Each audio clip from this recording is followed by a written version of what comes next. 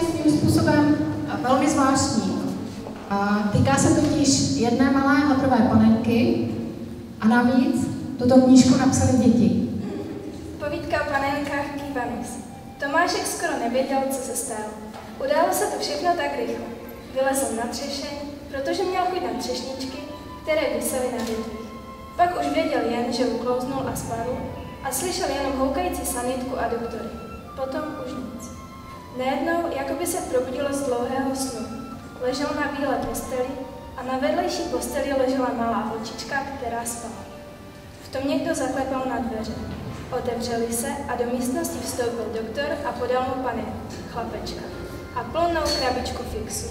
Potom mu řekl, ať tu panenku namaluje a tím si zkrátí čas a nebude se nudit.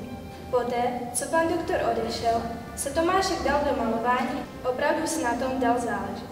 Vidíte, ty panenky jsou pomalované, leží na tom skleněném pultu, ale chtěla bych říct, že tyhle ty panenky poprvé do České republiky před x let, bylo 15, 18, přivezla paní hraběnka Matilda Nosticová.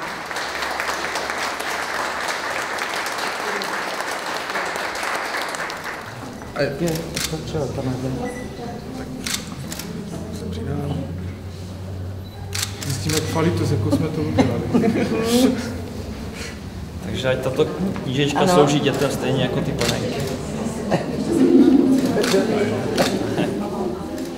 Já mám velkou radost. Děkuji paní prezidentko Kivanis, že mě pozvala.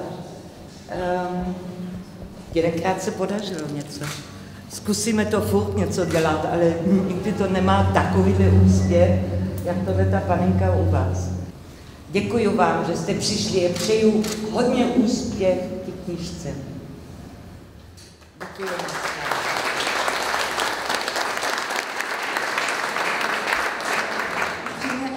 Já jsem hrozně ráda, že tady můžu být. Já vám zaspívám pouze 3 písničky o lásce, o domově a o svobodě. A to myslím, že jsou 3 věci, které potřebuje každé dítě a vlastně každý dospělý člověk. A moc krát taky děkuji dětem, že napsali ty příběhy, protože děti jsou, myslím, to nejvíc pro dospělí, jsou pro život, no jsou prostě nejvíc. You know how I feel. It's a new dawn.